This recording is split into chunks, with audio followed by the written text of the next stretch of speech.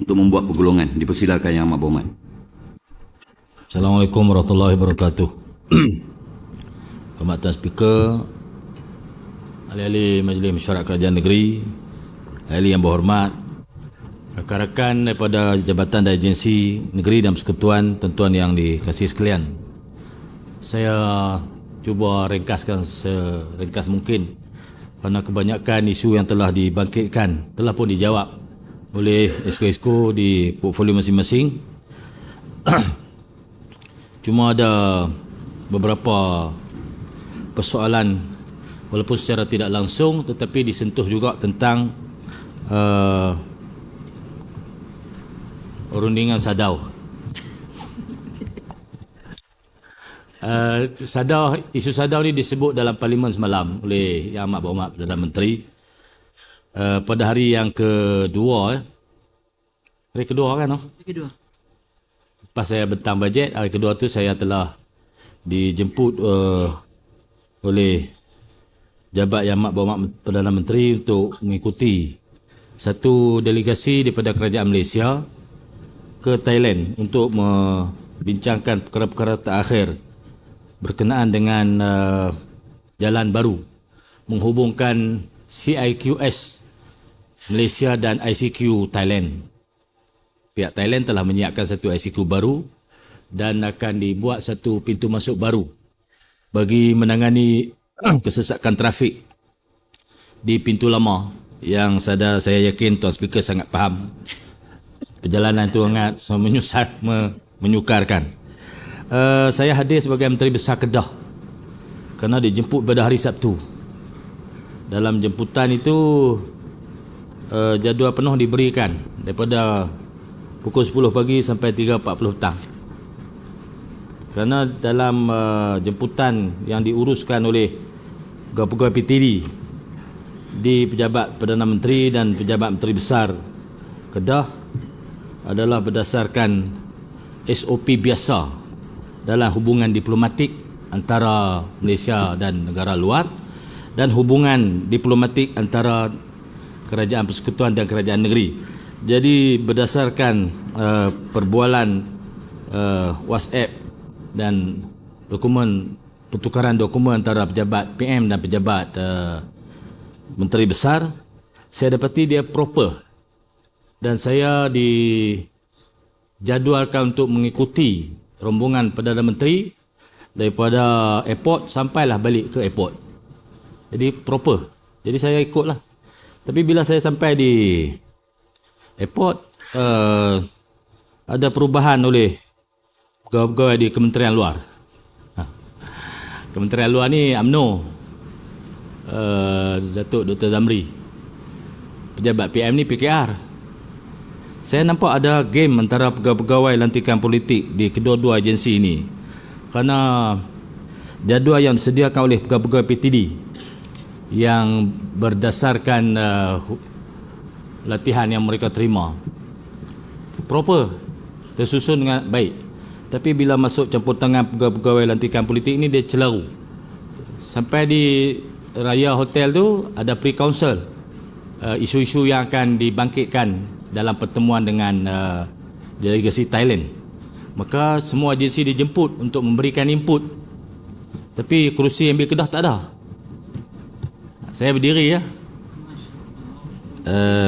Tapi oleh kerana saya nampak saya berdiri tu, saya ucap terima kasih kepada Perdana Menteri yang minta kerusi lah.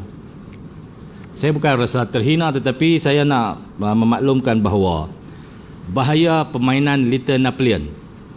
Little Napoleon ni orang-orang yang mencaturkan pergerakan-pergerakan hubungan para pemimpin supaya berlaku pertembungan, berlaku pergaduhan, rasa tidak puas hati.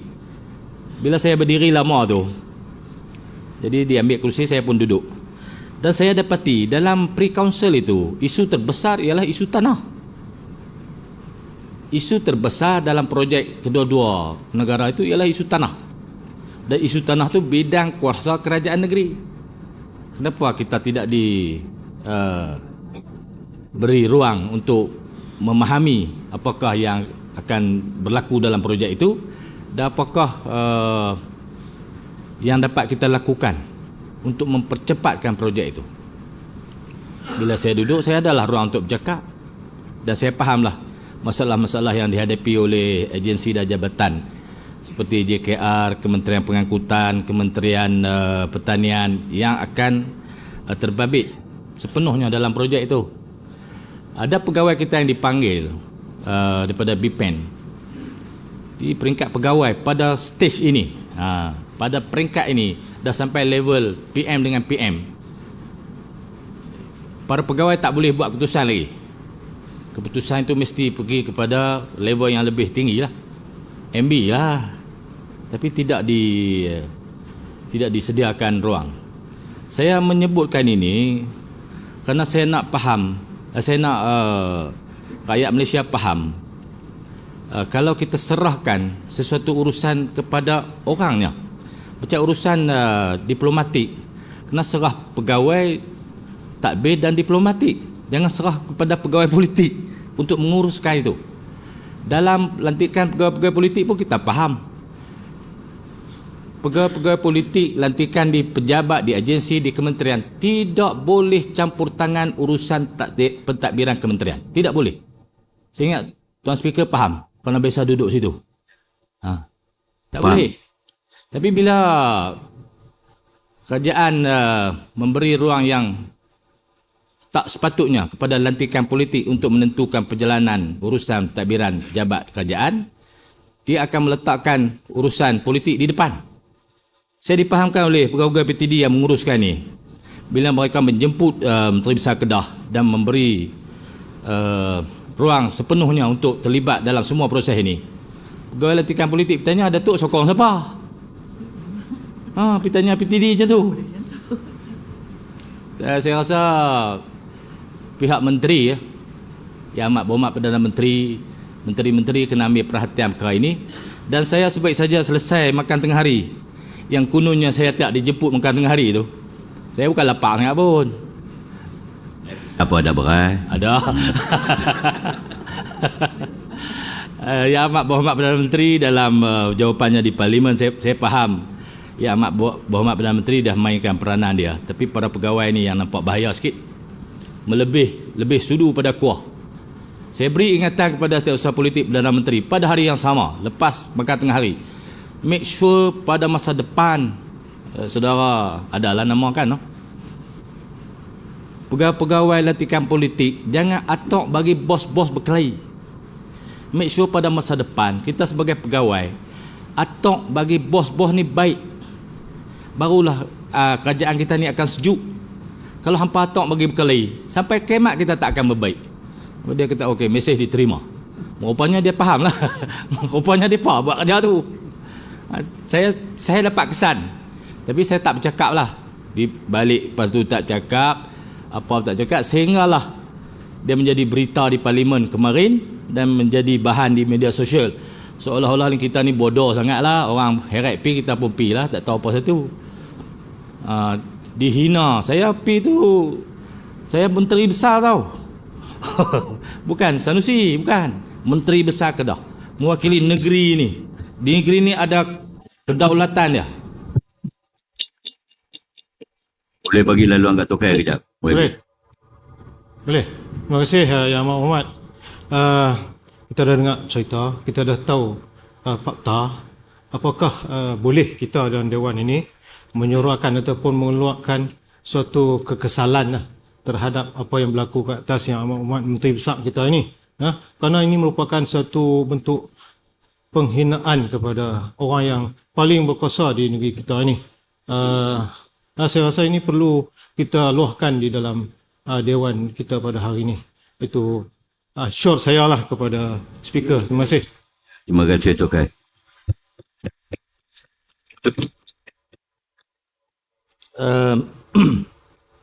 Dalam hubungan antara kerajaan dengan kerajaan, saya ingin memaklumkan kepada Dewan yang mulia ini bahawa saya adalah orang yang memulakan membawa wakil-wakil pembangkang untuk berurusan wakil kerajaan negeri di luar. Tahun lepas, saya telah mempelawar semua adun kerajaan dan pembangkang untuk mengikuti satu rombongan kerajaan negeri bertemu dengan Wali Kota Surabaya dan Gubernur Jawa Timur dalam lawatan kerja kerajaan negeri untuk melihat bagaimana Wali Kota Surabaya mengubah kota Surabaya dari sebuah bandar metropolitan yang sesak, semak, kotor menjadi sebuah bandaraya yang pernah mendapat tempat ketiga bandaraya terbersih di dunia. Dan kita nak tengok macam mana Surabaya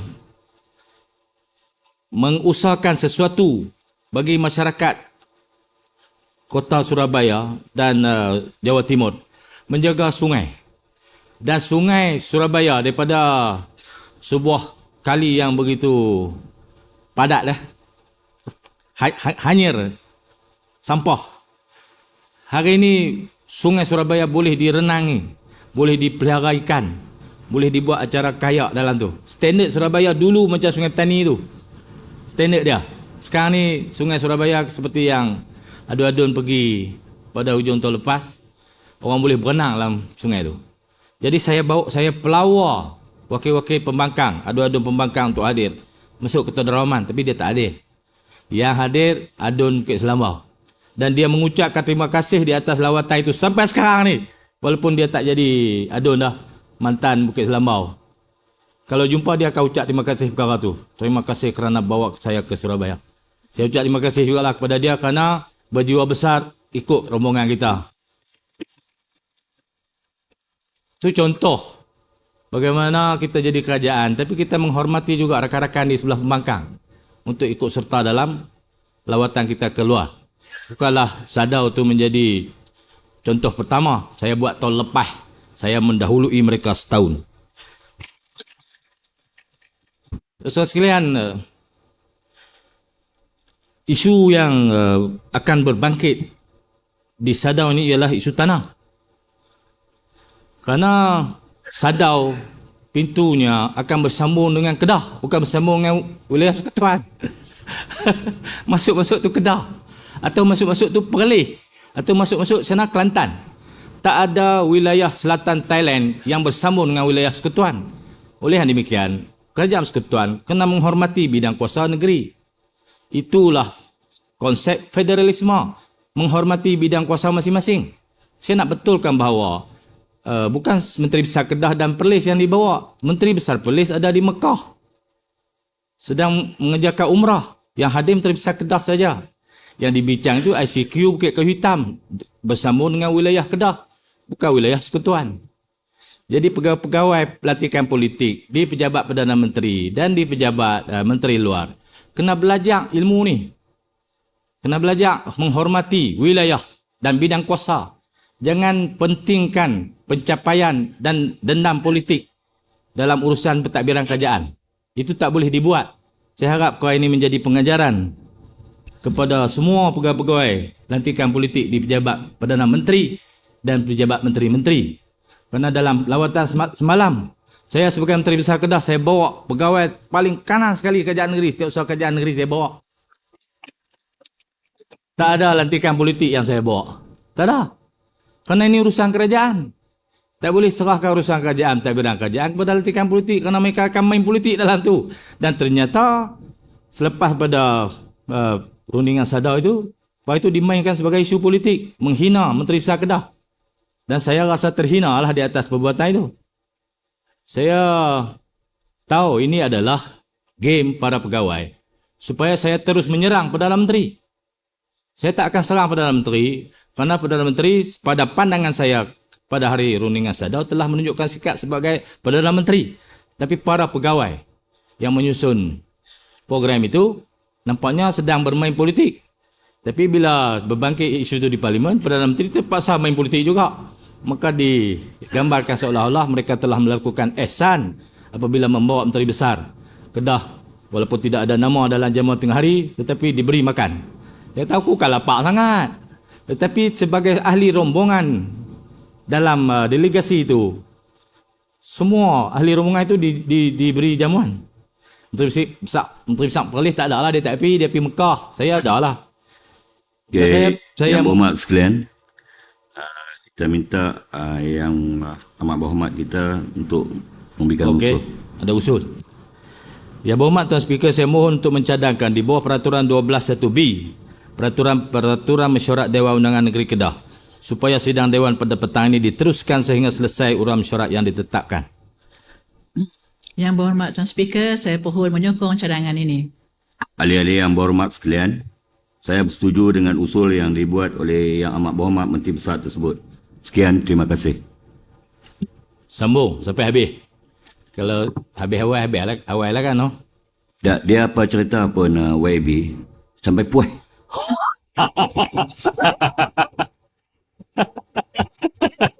Kita tak kira sangat masa.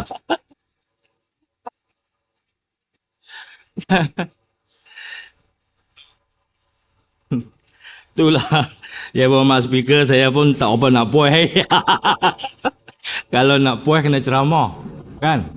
Kena balon betul-betul. Tapi itu yang dikehendaki oleh musuh-musuh supaya kita terus berperang. Tapi oleh kerana isu ni isu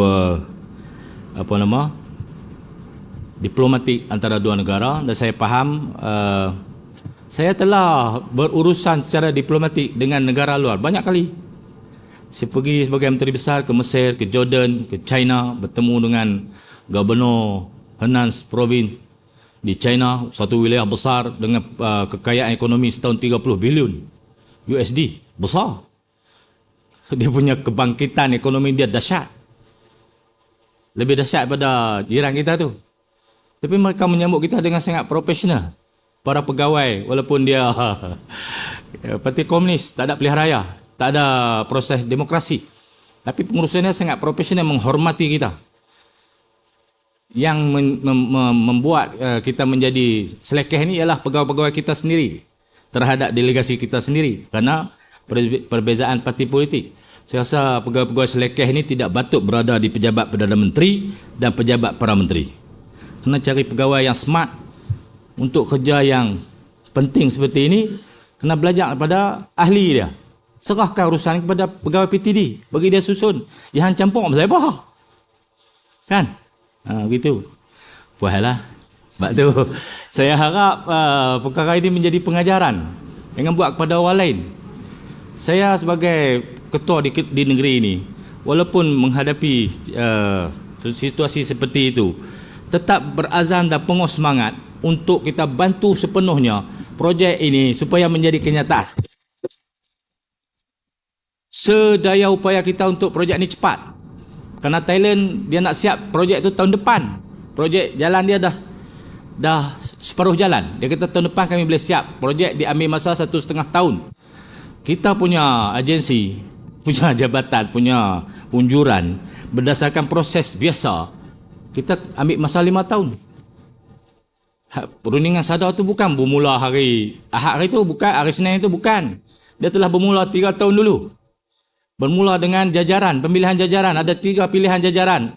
Flyover ke, kena kem tentera ke, pergi kod lain. 1 pintu ke, 2 pintu. Dah dibincang lama.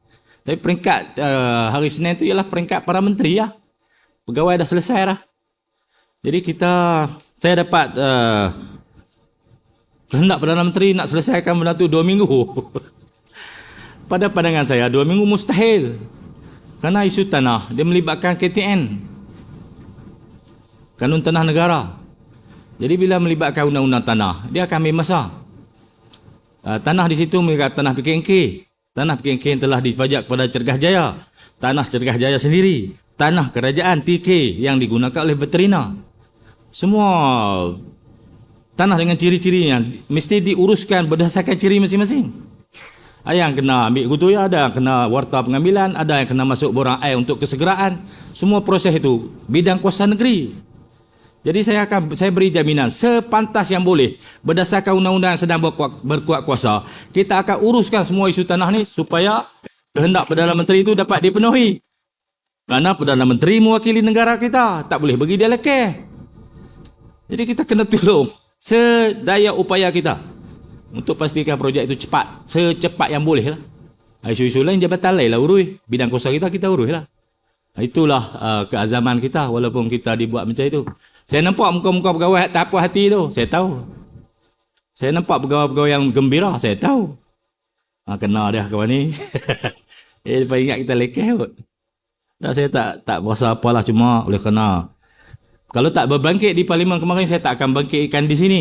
Saya sengap begitu ya, benar tu. Kerana bangkit di parlimen dan saya seolah-olah dijadikan apa?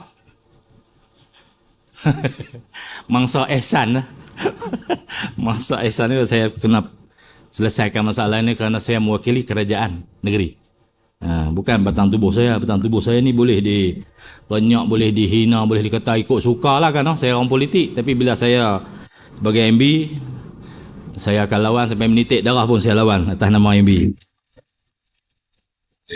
Yang amat berhormat Jenerali, saya selaku ketua lah yang memfungsikan Dewan ini hari ini, faham dengan penjelasan yang telah pun diberikan oleh Datuk Seri, dan saya ingin mengambil kesempatan ini untuk merakamkan perasaan duka cita kita. Jadi saya mohon kepada YB yang bersetuju merasakan perkara ini tak patut dilakukan kepada yang berhormat kita, sila katakan setuju. Yang tak setuju katakan tak setuju.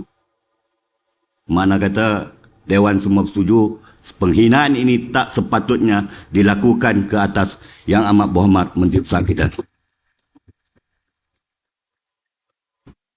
kasih Yang Berhormat Tuan Speaker. Saya balik kepada isu-isu yang disentuh berkenaan dengan portfolio yang diletakkan di bawah Menteri Besar. Terutama sekali Tuan Bangkang pasal peruntukan. Saya Menteri Besar Kedah yang pertama menyediakan peruntukan kepada Adun Pembangkang bermula tahun 2020, walaupun kecil. Karena saya faham sebagai pembangkang, kalau tak ada peruntukan kita sakit, susah nak buat khidmat kepada rakyat, tak mampu nak bayar bil pejabat, nak latih pegawai pun tak boleh nak bayar gaji, kadang-kadang bil telefon tak mampu kan. Saya sedar perkara itu kerana saya bekerja dengan Adun Pembangkang ni lama.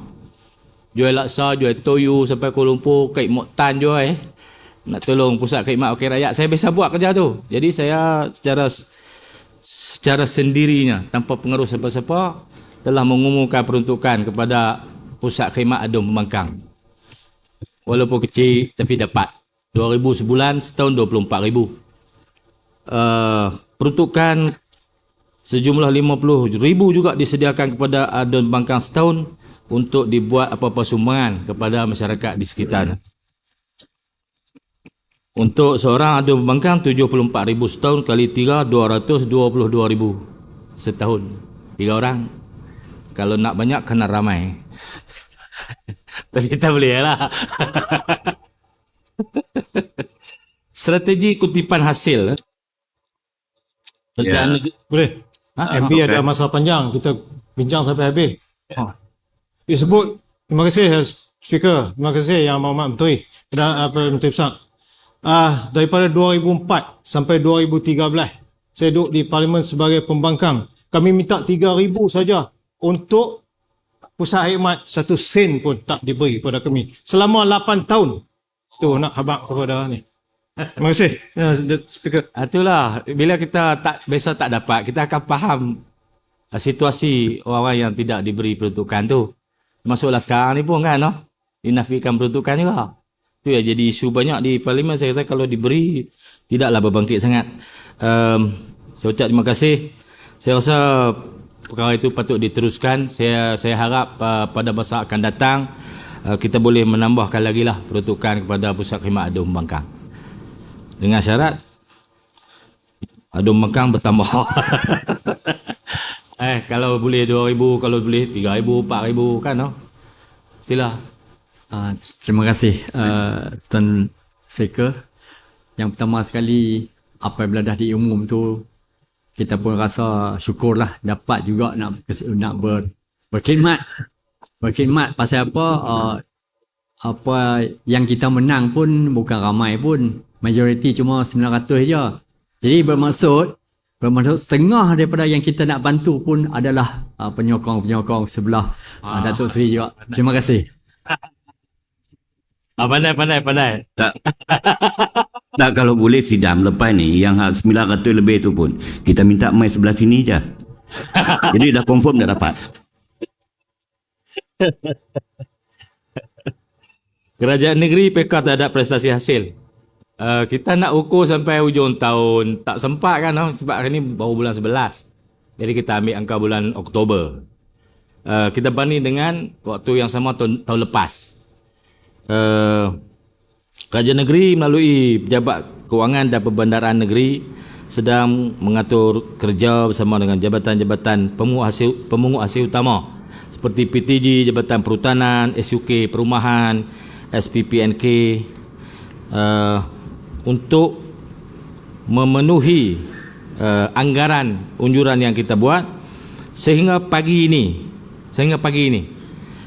29 November, kutipan hasil negeri berjumlah 579.3 juta. Dengan tempoh kita ada lagi 1 bulan, kita mengunjurkan kutipan bagi tahun 2023 adalah berjumlah 600 juta. Berbanding kutipan tahun 2022 iaitu 596 juta. Kita unjurkan ada peningkatan 4 juta. InsyaAllah. Strategi kutipan tunggakan cukai tanah. Kita ada tunggakan berdasarkan Seksyen 97 hingga 100 KTN. Pentadbir tanah boleh mengambil tindakan dengan memanggil pemilik bagi membincangkan tentang tunggakan cukai tanah tidak dijelaskan melalui notis 2A. Kalau tak dapat, dia pun tak bayar, kita bagi notis 6A. Notis 6A ni notis tuntutan tunggakan. Kalau 3 bulan lepas 6A tak bayar juga, kita bagi notis 8A. 8A ialah rampasan. Untuk maklumat semua ahli yang berhormat, Adun Bakar Arang. Pemberian cukai pelancongan adalah pemberian oleh kerajaan sekutan pada negeri. Cukai pelancongan ini mula diperkenalkan tahun 2017. Walau bagaimanapun, pada tahun-tahun COVID ia telah dihentikan. Bila dihentikan, negeri tak dapat lah. Tapi kita biasa dapat 2019 5 juta. Anggaran hasil pemberian cukai pelancongan adalah 5 juta kerana negeri pernah menerima jumlah itu pada 2019 dan 2020. Kemudian itu dihentikan. 2023 baru dimulakan semula. Bila dimulakan pada 1 Januari 2023 hari itu, kita hanya menerima 300,000. Dia punya kaedah kiraan cukai pelancongan ni ada di federal. Kita tak tahu dia kira macam mana. Mungkinlah berdasarkan kiraan pendapatan sektor pelancongan di negeri kita, maka dia bagi satu portion untuk negeri itu. Jadi kita hanya dapat 300,000 untuk 2023 kerana sektor pelancongan baru pulih. Saya harap pada tahun depan unjuran 5 juta itu dapat dipenuhi. Terimaan daripada anak-anak syarikat kerajaan negeri, kita letak 12 juta tahun ni. Tahun lepas kita letak 15. Kerana berdasarkan prestasi kewangan kedudukan semasa anak-anak syarikat pada tahun 2023 ini, kita dapat baru dapat 500,000. Tetapi kita telah dapat pengakuan kerana kebanyakan GSC dia akan bagi hujung tahun. Bila tutup akaun, dia pun nak tengok dia punya kedudukan akaun strong tak strong, berapa dia boleh bagi. Jadi kita dah dapat, aku janji daripada Lembaga Sumber Air 5 juta, PKNK 5 juta dan lain-lain nak syarikat lagi lah. Saya fikir unjuran 15 juta itu tidaklah mustahil untuk diperolehi pada tahun 2023. Tapi tahun depan berdasarkan prestasi ekonomi semasa, kita unjur 12 saja. Isu belanjawan defisit. Isu belanjawan defisit ini bukanlah satu yang aneh, kerana kalau kita tengok perbandingan negeri lain, Selangor dia buat defisit 514 juta defisit. Pulau Pinang 514 juta, Selangor 330 juta. Kita defisit 104 juta, iaitu 13.92%. Pada tahun lepas kita punya unjuran defisit 14.17. Untuk tahun lepas tu mana tahun ni lah, 14.17. Untuk tahun depan kita unjurkan kita defisit 13.92, turun sikit kita punya defisit.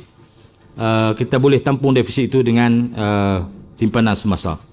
Peruntukan bencana, Kita ada sediakan peruntukan bencana di bawah Jabat SUK 800,000, Jabatan Kebajikan Masyarakat 500,000, Pejabat Kewangan Negeri 1 juta. Peruntukan merangkumi pemberian bantuan one-off, pusat penempatan sementara, bekalan makanan, peruntukan pembaikan akibat kerosakan disebabkan oleh bencana alam. PKOB daerah akan menyelaraskan bantuan berkaitan di operasi di lapangan. Jumlah peruntukan keseluruhan adalah 2.3 juta. Boleh mohon YB Bayu ni sebab sebelah tu kerja banjir. banjir ibu kan lah. Lepas tu cari YB Bayu. Isu peruntukan kifalah, kifalah ni kita bagi satu kematian RM500.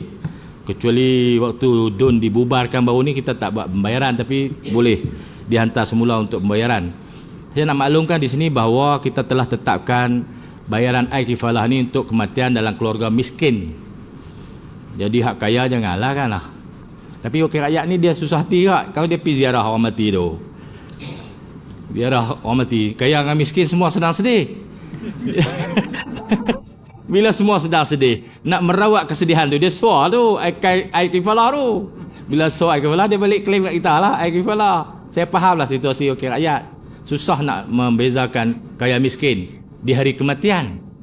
Jadi saya nak jelaskan bahawa dasar air kifalah ialah bantuan untuk keluarga miskin yang kematian ahli keluarga. Jadi kafalah, air kafalah.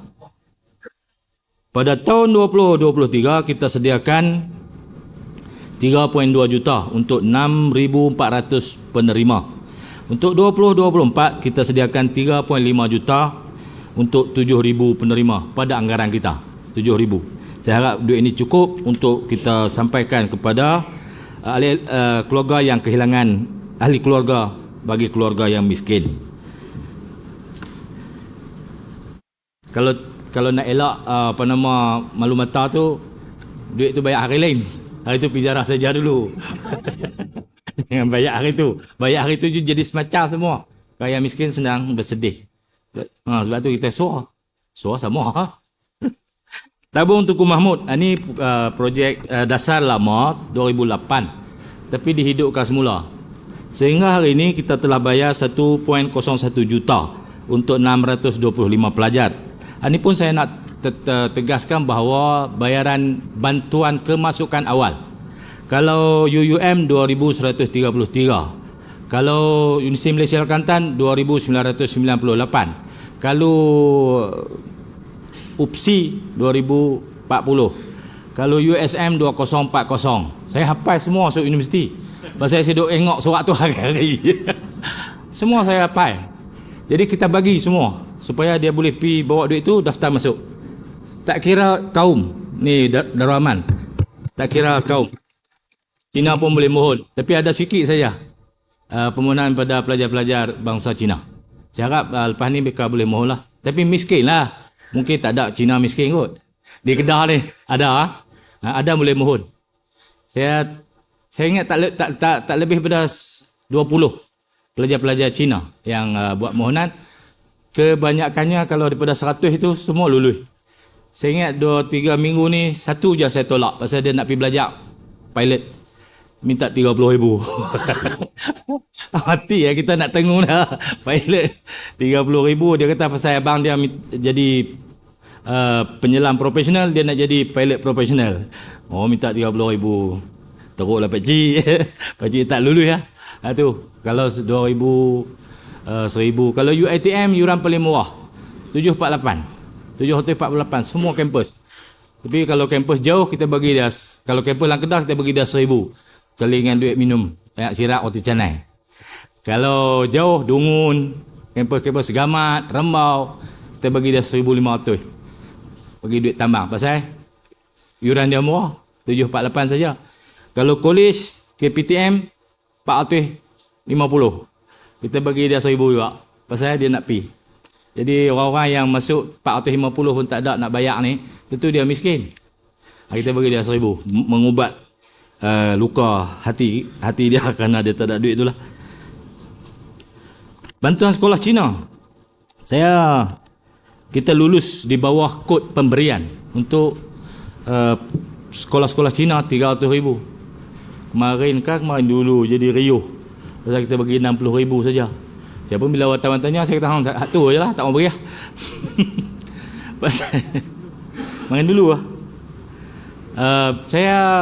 Kita beri dasar ini mula tahun 2010 atau 2009 dulu. Bermula dengan Ustaz Zizan. Mula beri kepada sekolah Cina 300,000. Sepanjang bantuan atau pemberian itu diberikan, saya tak pernah dengar masyarakat Cina ucap terima kasih. Belum. Sehinggalah saya bagi terlepas, saya bagi tak ada sepacat terima kasih apa pun. Sahabat Cina pun tak keluar. Bila kita kurangkan bayaran. Mencelah. Okey dah. Maybe. Terima kasih pada Tuan Speaker dan Yang Amat Berhormat. Siapa yang ingin menyuarakan apa yang disebutkan oleh Yang Amat Berhormat? Kita pernah bagi bantuan sikit je untuk beberapa buah sekolah Cina di kawasan Bukit Lada. Tiba-tiba kita nak pergi tengok tempat yang kita bagi tu. Dia kata kami pihak pengurusan tak akan turun. Kalau nak main tengok je lah. Allahu Akbar. Itu yang kita lalui lah di peringkat dunia. Walaupun kita tak banyak, tapi kita bagi juga sebagai tanda kata kita ni mesra kepada semua bangsa. Tu pengalaman masing-masing lah. Saya nak cerita ni macam ni. Di bawah kod pemberian, walaupun kita buat satu kelulusan, bagi tak apa, tak bagi tak apa. Kalau tahun ni kita lulus di bawah kod pemberian kepada Unisyam 8 juta, tapi kita baru bagi 4 juta. Kadang-kadang pi ngayak tu ya. Langkah tahun lain ngap pi tu lah. Tapi oleh kerana pendidikan ni kita akan terus menyokong. Saya buat keputusan tu 60,000 kepada 3 sekolah persendirian. Bakinya akan kita bagi kepada sekolah-sekolah yang lain untuk melakukan program pendidikan bagi masyarakat Cina dan India. Saya rasa duit itu tidak akan hangus. Cuma tak dapat 100,000 satu sekolah lagi. Pasal 100,000 satu sekolah tu, saya dapati sekolah-sekolah ni ada keupayaan kewangan yang sangat kukuh. Mereka beli alat pencarakan pun kat sejuta. Beli itu. Mana daripada duit. Jadi saya nak tengok sekolah-sekolah lain yang daif. Macam Bukit Lada sebut. Tadi ada lagi sekolah-sekolah. Walaupun SJKC, bantuan kerajaan. Tapi dia ada keperluan-keperluan lain. Saya fikir baki itu akan dibincangkan dengan Yang Berhormat Esko untuk diserahkan kepada sekolah-sekolah yang lain lah. Bagi saya rasa belajar ucap terima kasih sama kot noh. Bawa orang rasa lembut hati. Tujuh. Tapi bila kita korang dia maki kita siang malam, saya duk tengok dalam mujuk lah saya tak boleh baca tu Cina. Kalau saya boleh baca mampu perang. Saya tak boleh baca. Dia kata kita macam-macam. Saya tanya kawan saya, dia kata apa? Puyu. Kalau saya baca sama you, you mampu you, dia kata. Ya, Tuan Speaker. Sebab ini dia Yes.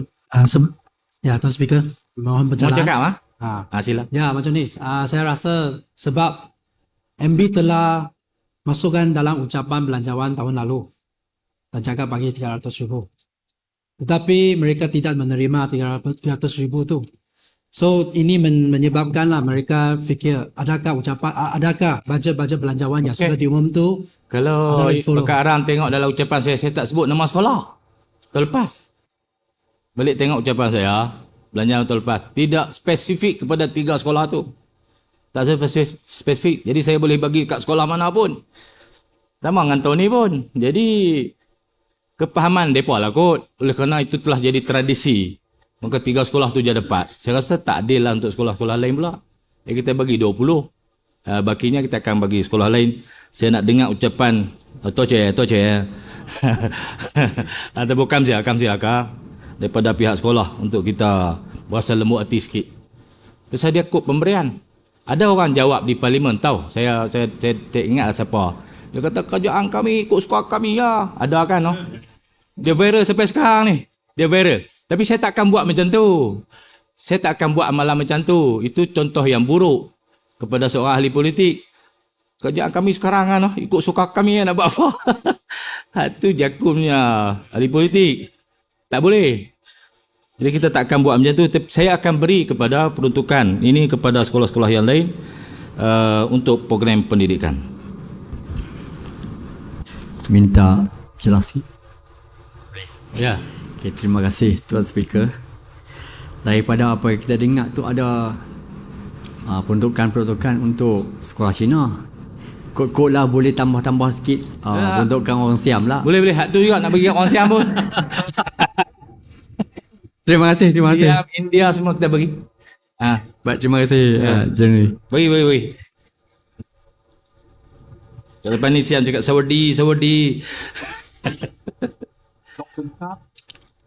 Kap kun kap. Kap kun kap. Kemarin saya jumpa Menteri Pelancongan Thailand. Menteri Pelancongan Thailand ni nama Sudawan, Miss Sudawan, umur 41, baru 3 bulan setengah jadi Menteri Pelancongan. Tapi dia sangat menguasai sektor pelancongan. Katanya berapa pelancong Thailand masuk Malaysia? Dia kata dia tak tahu. Saya kata 1.3 juta. You jangan beritahu saya punya PM. Please don't kill me, dia kata. Please don't kill me. Rakyat Malaysia masuk Thailand 4 juta. Tapi Menteri Pelancongan kita ikut rombongan Perdana Menteri, sepatah tak cakap. Saya tengok muka tak ada tarikan pelancongan langsung. Dia kata Menteri Pelancongan pergi delegasi itu, ada Menteri Pelancongan Thailand, dia kena cakap tentang tarik pelancong Thailand masuk Malaysia. Tapi dia tak ada cakap, sepatah tak ada sebut apa. Muka dia kalau saya ajuk jadi macam tokong hak pala betak tu. Tak buruk puncik tu. Tak kat pisau. Muka dia duduk macam tu lah. Tak cakap apa. Saya kata, awak menteri kita tak cakap apa. Perdana Menteri Thailand beberapa kali menyebut tentang Langkawi. Bila saya sebut tentang Langkawi, tentu saya spark negeri saya. Saya campur lah kan. Dia kata Michael Schumacher ada villa yang besar di Thailand. Dia tahun 2 kali dia bawa family dia mai. Saya kata dia pun ada satu di Langkawi. Michael Schumacher. Hak itulah bawa kereta tu. PM kata, ya kah? PM pun tak tahu. Saya tahulah negeri saya. Jadi, orang kenal Langkawi. Tapi Menteri Pelancongan kita kempen macam sabotaj Langkawi. Kalau Langkawi tak boleh pakai seluar pendek lah, pelancong diganggu, bla bla bla. Tapi seorang semua kenal Langkawi. Saya kata lah kat menteri tu, bila PM Thailand sebut Langkawi, dia kata, Tourism Minister, you see? Dia tengok saya macam tu. Tengok orang kenal kita kan. Dia duk buat sabotaj kita. Tak boleh macam tu. Tak boleh. Kena tukar menteri lain. Tapi kita di Kedah ni YB, di sektor pelancongan ni saya tengok kita tak ada masalah. Sebab esko kita dia ada shining. Dia ada shining. Dia saya nampak esko kita bekerja dengan baik lah dalam sektor pelancongan.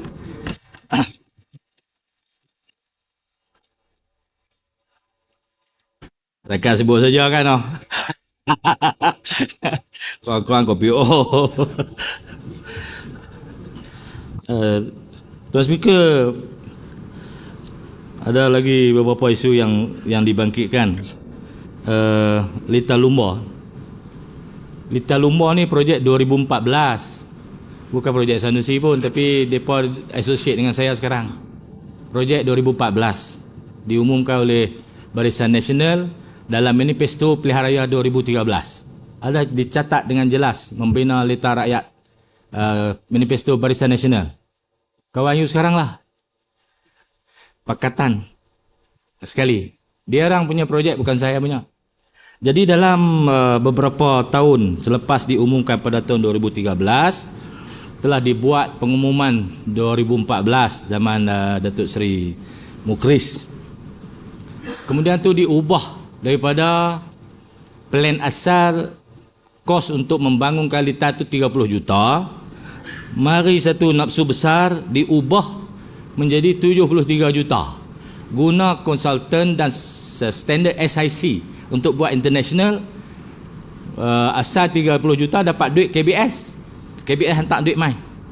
Lepas tu ubah plan. Nak buat saiz besar 73 juta. Mohon lagi 40. 40 tu tak mai lah. Jadi dengan 30 duit dibuat pengambilan tanah untuk jalan masuk dan dibuat kerja tanah. Lantik kontraktor Bina Darul Aman. Habis 10 juta. Tinggal 20. Bila tinggal 20, design 73. Nak buatnya lah. Start daripada 2016 ke 2017 sampailah kerajaan berubah tahun 2020. Saya kata oleh kerana ini ada usaha kerajaan untuk buat litar ni, kita akan sambung. Pasal duit ada 20. Bila kita cek balik, duit kerajaan hanya boleh dibelanjakan atas projek atas tanah kerajaan. Tanah tu MBI punya. Jadi kena proses supaya tanah tu jadi tanah kerajaan, baru boleh belanja duit kerajaan. Ada proses yang tak kena sebelum tu. Jadi tuan-tuan, adalah satu syarikat yang propose litar untuk kereta di Langkawi. Adalah nama syarikat tu. Jadi bila kita duk sembang pasal litar motor, dia kata bagi kami buat tu dululah. Kita tak boleh bincang. Selepas dibuat due diligence, buat rundingan dengan PKB, dengan MBI bawah semua, maka diumumkanlah dibuat satu pelancaran di Sungai Petani. Ditulis dalam teks itu akan siap dalam tempoh 6 bulan. Saya tukang baca aja. Sekarang ni pembangkang buh atas saya pasal saya umum 6 bulan, maka projek tu tak siap, maka saya punya salah. Salah tu bukan saya. Menteri Besar. Ya. Generate. YAB. YB. Sebut nama saya punya Dun. Generate. Generate. Apa pasal? Sebenarnya dalam ucapan belanjawan tahun lalu, YB January menyebut yang akan siapkan dalam 3 bulan. Ya. Dan juga mungkin modify menjadi drag race, litar drag race. Ya, memang projek tu memang projek drag race. Memang masalahnya ialah kita sebagai pembangkang, kita semak dan imbang, kita kena tahu. So sebab sekarang sudah 1 tahun dan tempat itu sudah menjadi tapak mereka buang sampah dan tak nampak. Tak, saya melawat bawah ni elok. Kalau you pergi melawat sekarang, projek tu 78% siap. Pasal bila kita balik kepada design 30 juta, dah habis dah 10, duit dah 20. Saya kata duit ni tak boleh belanja kerana tanah tu bukan tanah kerajaan. Saya kata buat duit hampa dulu. Bila mereka buat dengan duit mereka, cara untuk membiayai projek itu, oleh kerana tak boleh guna duit kerajaan. Alah kita nak guna, you duduk dulu saya cakap. Apa macam pukul 5 ya ni. Mic tutup, mic. Telah dibuat satu serangan lah. Bila kita umumkan nak jual tanah tu. Untuk makluman ahli-ahli yang berhormat sekalian, pegawai-pegawai, bila kita masuk pejabat ni, kita ada satu JLC lah di bawah Menteri Besar ni, dipanggil MBI. MBI ni lubuk orang kaut duit dan meninggalkan hutang. MBI waktu saya masuk tu nazak. Sebulan gaji 313,000 kena cari. Projek tak ada. Ladang hutan dia sebut semalam tu kebanyakannya dibuat di sana. Duit dah ambil. Projek tak jalan. Hutang Jabatan Hutan 38 juta. Hutang premium tanah 120 juta. Di situ. Jadi nak buat macam mana projek ni? Tanah tu dia punya lah. Saya kata cairkan aset. Cairkan aset. Apa aset yang ada? Tanah. Okey, cair lah. Cair tu jual lah. Bahasa mudahnya, bahasa buku ni cairkan aset lah. Jadi mana-mana aset yang ada boleh dicairkan, sila cairkan untuk membiayai operasi dan modal MBI. Jadi bila projek itu kononnya lakut pada tanggapan setengah orang, bila kita mencairkan aset ni berlaku penyelewengan, maka diarahkan SPRM masuk. Maka SPRM serbu, termasuklah projek litar tu, serbu sekali dengan kontraktor yang buat projek tu. Kontraktor pun lari selerak. SPRM ni orang takut. Saya fikir pada tanggapan mereka, kita ni jenis gabuh duit, jenis sepu duit. Bila ada jual tanah mesti kong kali kong, mesti ada hengki-pengki angkat duit. Jadi bila SPRM serbu, projek itu terhenti. Saya pada pandangan saya, pihak-pihak tertentu ni sengaja menggunakan agensi-agensi penguatkuasa untuk mengganggu projek-projek yang akan memberi imej baik kepada kita. Kalau projek litar tu siap, imej kita sangat baik kerana kita telah menyiapkan satu projek mustahil yang terbengkalai selama 9 tahun. Untuk menggagalkan usaha itu, maka diarahkan agensi untuk serbu. Diserbu sejarah syarikat tu. Sejarah syarikat tu kita tak tahu. Di bursa, di mana kita tak boleh tahu. Cerita lama-lama, bila dibongkarkan cerita tu, syarikat pemaju tu, ternyata dia ada kes dengan bursa zaman dulu. Maka sekarang ni baru dia ambil tindakan. Maka diganyang cukup-cukup, termasuk kontraktor yang sedang buat projek tu. Maka lari habis lerak, projek tu terhenti. Sekarang ni projek tu terhenti, 78% siap. Mula drag race, bukan litar sepenuhnya. Litar sepenuhnya tu 73 juta bos. Kalau nak buat sepenuhnya, termasuk dengan ruang pameran dan pelancaran jenama, ada 40 kos 73. Untuk kos 30 juta ni kita beri keutamaan kepada drag race dan grandstand. Itu saja yang boleh dibuat.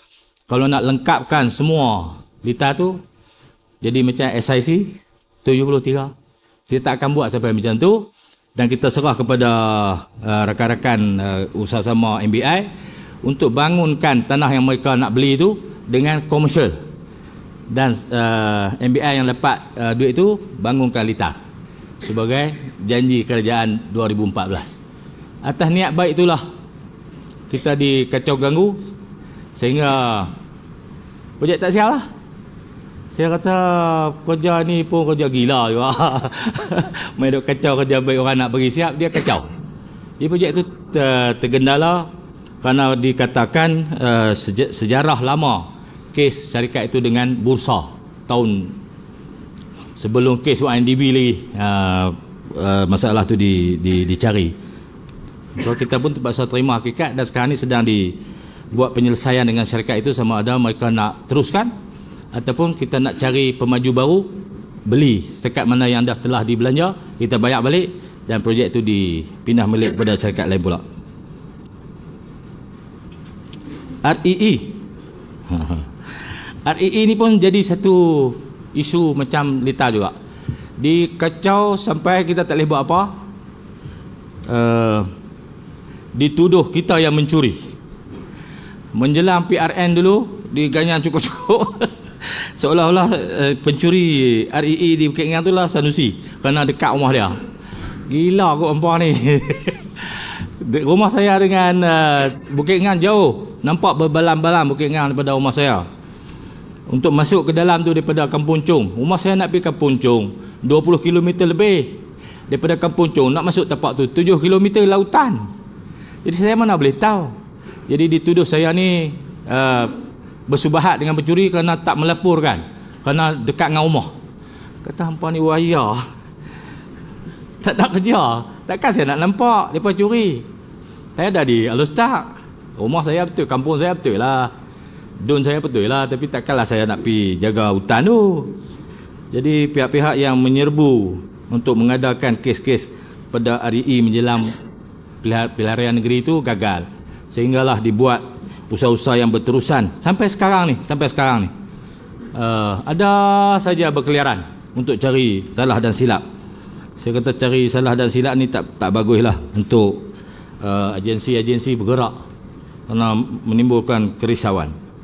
Sekarang ni pada peringkat menunggu SOP daripada Kerajaan Persekutuan. Saya hadir dalam mesyuarat Majlis Tanah, saya hadir mesyuarat Majlis Mineral. SOP itu dah diluluskan oleh Kabinet, tapi arahan Yang Amat Berhormat Perdana Menteri rujuk negeri-negeri, maka dipanggillah wakil-wakil negeri untuk memberi pandangan. Tapi dalam Majlis Mineral itu tak dibentangkan SOP itu pun, diminta pandangan saja. Maka kita negeri-negeri yang ada hari ini bagi pandangan untuk dipercepatkan SOP kerana permintaan terhadap mineral ini sangat tinggi, dan ini adalah hasil baru bagi negeri-negeri. Bukan Kedah saja, Terengganu, Kelantan, Perak, Pahang, semua ada. Ni marin timur di Pulau Pinang pula. Saya ingat kalau korek Pulau Pinang tenggelam. Korek di bawah lah, putih tenggelam. Pihak Kerajaan Persekutuan bersetuju menjadikan Kedah sebagai pilot projek ekstra REE dalam hutan simpan dan kajian terhadap kesan terhadap dirian hutan. Kerana di Perak dibuat pilot projek untuk tanah kerajaan 250 hektar. Perak dapat pendapatan daripada pilot projek tu 28 juta. Saya fikir dimaklumkan kepada saya 28. Baru pilot projek 250 hektar. Syarikat tu jual banyak lah, 200 juta, mungkin 200 juta lebih. Perak punya royalty 12%, kita 15%. Saya harap hasil kita lebih banyak daripada Perak. Kita bersetuju untuk jadikan hutan kita sebagai hutan kajian ekstra REE dan kesannya terhadap dirian hutan. Jabatan Perhutanan Semenanjung pun bersetuju dan hal ini akan dimulakan segera. Dan setakat ini tak ada banyak sangat kelulusan. Kita ada kelulusan yang awal sekali lesen menjelajah tu kepada Prospek Suria. Prospek Suria ni mengadakan kerjasama sebelum kita masuk di kerajaan lagi, kita sambung. Kemudian tu kepada TGI, sebuah syarikat berpekalan di Kuala Lumpur, ada share daripada orang Indonesia, Indonesia. Jadi pun dapat kawasan jelajah. Selain-lain belum ada kelulusan lagi. KXP, saya dengar Kota Darul Aman macam tak setuju projek ini, betul lah? Apa jawab kau? Okey, saya bukannya tak bersetuju dengan KXP. Cuma dari segi bila kita review company yang menandangi MOU dengan yang tu, so kita nampak dari segi financial viable seperti yang dimaklum oleh Menteri Ekonomi, financial viable dan juga cash flow oleh syarikat tersebut. Jadi keyakinan terhadap syarikat yang kita sign MOU tu yang menjadi persoalan yang saya tanya. Terima kasih. Saya ingat you tak setuju. Kemarin you tanya, saya tengok Alostar tak ada orang naik pun. Oh, you ingat saya tak dengar? Dalam bilik saya ada video. Ini TV ada dalam bilik saya. Semua you cakap apa semua saya dengar. Dia kata, tak setuju pula. Masa dalam PS tu tak cakap apa pun. PS pun carry projek ni. Dalam Pakatan Harapan dulu carry projek KSP. Masa tu DAP setuju. Hari ni DAP berubah pula. Ni, kawan you ni Sidam. KSP tu kampung dia. Ketua Bangkang punya kampung, projek tu. Jadi kalau you tak setuju Ketua Bangkang, you tak boleh duduk situ. So jadi kita tadi kena perjelaskan sama ada kita setuju ke tak setuju. Setuju tak setuju? Memang sokong. Cuma dari segi yang financial viable. Financial pemaju. Untuk makluman Kota Darul Aman, kita pernah memilih satu syarikat besar yang ada aset 90 bilion untuk memajukan projek ini. Tetapi tiba-tiba ada seseorang mengumumkan di parlimen bahawa syarikat itu tidak mahu membangunkan projek ini. Padahal syarikat itu telah menghantar proposal. Dia hadir semua proses. Due diligence, dalam RFP, request for proposal, semua dihantar. Dia nak terlibat. Dia mai jumpa saya beberapa kali. Kumpulan tu. Tiba-tiba ada orang umum di parlimen, dia baru telefon saya, dia tak mau. Saya ingat tuan-tuan semua faham lah cerita tu. Itu yang menimbulkan kemarahan kita. Pak siapa kita dah usaha cari syarikat yang ada keupayaan, ada orang tak senang duduk hingga diumumkan syarikat tu menarik diri. Dan saya jumpa lah orang tu lepas tu. Saya tak payah cerita lah dia kata apa kan. Saya lagi menimbulkan kekeruhan pula. Tapi dia adalah kata sesuatu kepada saya. Saya memahami dia sedang tersepit. Dia kata tak apalah, kita cari orang lain lah, you duduk diam-diam. Saya kata macam tu. Kemudian kita terus buka RFP lagi. Dalam RFP yang sebelum ini, kita dapati syarikat yang kita sign untuk tubuhkan SPV, dia bukan saja membangunkan KSP itu sendirian. Yang kita sign minggu lepas ini ialah menubuhkan SPV, syarikat usaha-sama Tahira Air dengan KSP Holding milik PKNK untuk tubuh satu syarikat, dan syarikat ini akan bertanggungjawab deposit 2.5 bilion. Saya nak jawab lebih-lebih pun tak boleh sebab ini strategi bisnes. Kalau masyarakat yang melihat sekali imbas syarikat tu, mereka kata tak ada keupayaan kerana hanya modal berbayar 2 juta. Tapi syarikat ni tidak beroperasi di Malaysia. Dia ada ofis di Malaysia tapi beroperasi di China. Dia mengendalikan kargo beratus-ratus tan setahun. Dan rangkaian dia adalah Hernan's Province Airport Group yang saya pergi tu, yang saya jumpa governor tu. Itu rangkaian dia. Jadi saya rasa itulah pendekatan yang akan dibuat oleh syarikat ni, yang akan mengoperasikan dan mengendalikan sebagai operator KSP dalam bidang kargo ni ialah grup tu. Jadi mereka ni akan ada keupayaan. Saya tengok Hernan's Province Group punya airport dibangunkan di tengah-tengah China, mengendalikan 1 juta tan kargo.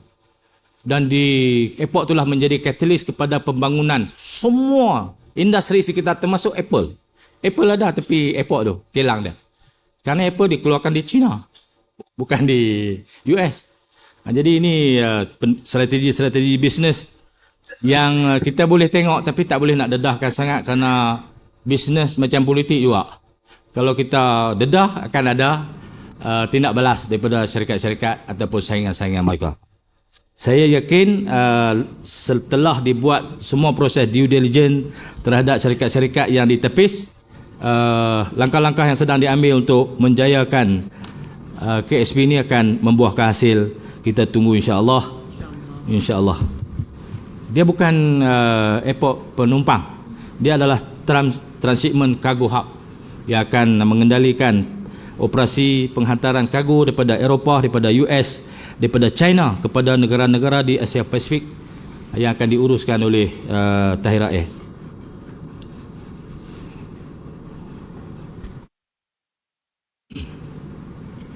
Jalan-jalan kampung yang saya sebut, Bayu sebut tadi, jalan sempit tau. Ya, jalan sempit ni saya pun ambil kesempatan ini untuk membuat seruan kepada pemilik-pemilik tanah di kampung lah. Kampung saya, kampung Olak Madu. Untuk kita beri kelapangan kepada laluan orang ramai. Kerajaan boleh buat jalan tapi pagar tak mau cabut, pokok pinang tak mau tebang, pokok pisang pun dia sayang. Lalu tapi jalan nak luai, dia suruh elak pokok pisang. Saya rasa kalau hak Islam senang abang. Kalau kita lapangkan laluan atas dunia ni, Allah akan lapang laluan di akhirat. Mudah-mudahan dengan kita beri lapang jalan ni, esok kita boleh melintas titian sirat sepatah kilat. Kalau kita kedekut di dunia ni, takut esok kena merangkak. Ni untuk orang pemilik tanah bukanlah Yang Berhormat. Saya tahu Yang Berhormat tak nak tanah pun. Jadi pagar apa semua tu bagilah ada kelapangan sikit kan. Kerajaan negeri mengajak seluruh rakyat Kedah memberi kelapangan kepada pembinaan jalan di kampung-kampung supaya orang ramai dapat lalu dengan mudah. Jangan berasa rugi kerana memberi jalan kepada laluan kegunaan awam ni akan mendatangkan pahala yang berlipat kali ganda. Dengan pahala tu Allah akan lapang laluan kita di akhirat esok. Itu ayat saya.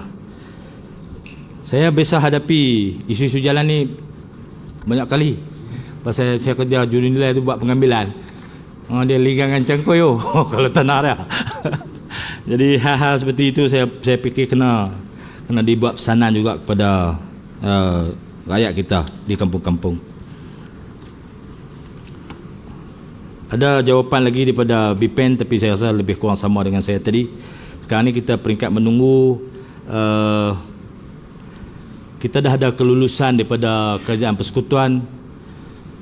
Projek Aerotropolis ni merangkumi komponen utama Airport City yang merangkumi pembangunan lapangan terbang, business park, SLAM. Pada masa ini projek Kedah Aerotropolis akan diteruskan memberi fokus kepada pembangunan yang tidak memerlukan kelulusan MOT seperti komponen business park dan SLAM. Pada masa yang sama, kerajaan negeri terus komited mengadakan rundingan pihak MOT bagi pembinaan lapangan terbang. Lapangan terbang ni enabler kepada projek-projek lain tu. Jadi terpaksalah kita buat rundingan untuk MOT beri kita laluan. Minta celah sikit. Terima kasih Tuan Speaker. Yang sebut saya SLAM ni rasa macam sedap jugalah. Pasal dia sebut sidam kan. Yang sebut KXP tu macam seberang sungai tu. Yang Berhormat Menteri General.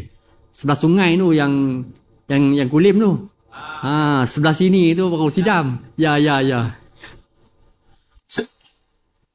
Saya dipahamkan projek itu akan dibuat bukanlah Sungai Muda tu lah, belah sana pergi Kulim kan, belah sini sidam.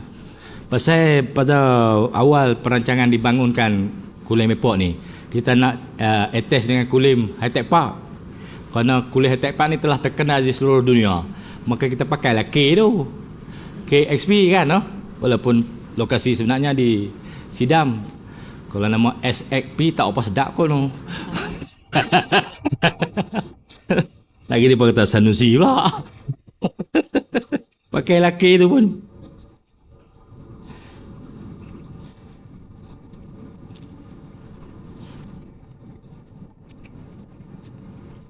Penemuan hidrokarbon.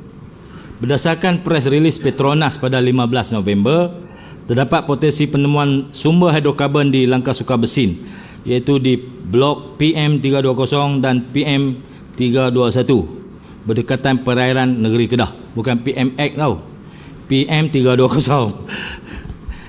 Aduh. Pada masa ini kajian seismik sedang dilaksanakan oleh Petronas untuk menentukan kawasan yang berpotensi untuk sumber hidrokarbon yang merangkumi 38,000 km persegi. Dalam hal ini kerajaan negeri bersedia meneliti kerangka perundangan sedia ada sekiranya aktiviti cari gali minyak atau gas dijumpai dan dijalankan kelak di kawasan yang melibatkan perairan negeri Kedah.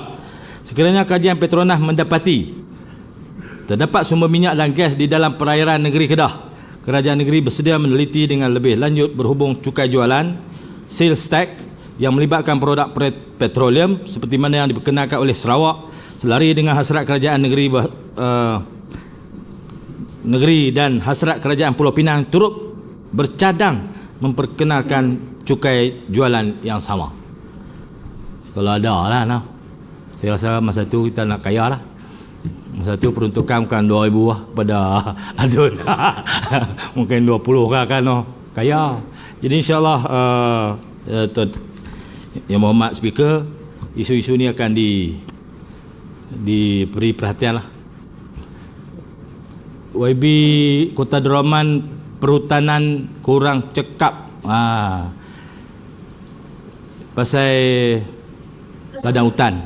Kemarin saya jawab dah, tapi ada jawapan daripada jabatan, iaitu semua ladang hutan hanya akan dibenarkan untuk dibangunkan setelah selesai EIA.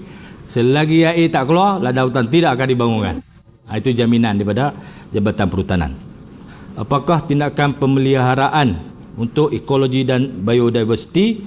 Jabatan ini akan mengenapasi kawasan hutan simpan kekal yang berstatus hutan pengeluaran yang sesuai untuk diwartakan sebagai hutan pelindungan di bawah Seksyen 10 Enactment Perhutanan Pemakaian 85. Jabatan juga akan meningkatkan aktiviti penguatkuasaan perhutanan dalam memastikan aspek ekologi dan biodiversiti terpelihara. Terdapat beberapa langkah pemantauan yang digunakan pakai oleh jabatan. 1. Pemantauan secara fizikal melalui rondaan secara berkala. 2. Menggunakan teknologi terkini iaitu drone, image satelit semakan di War Room Ibu Pejabat Jabatan Perhutanan.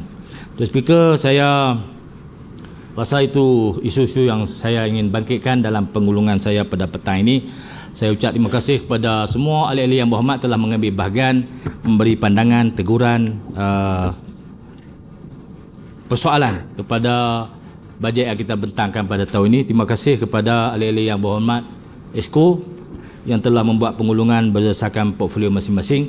Saya doakan bajet yang kita sediakan pada tahun 2024 ini akan memberi manfaat sepenuhnya kepada rakyat dan negeri, insya-Allah.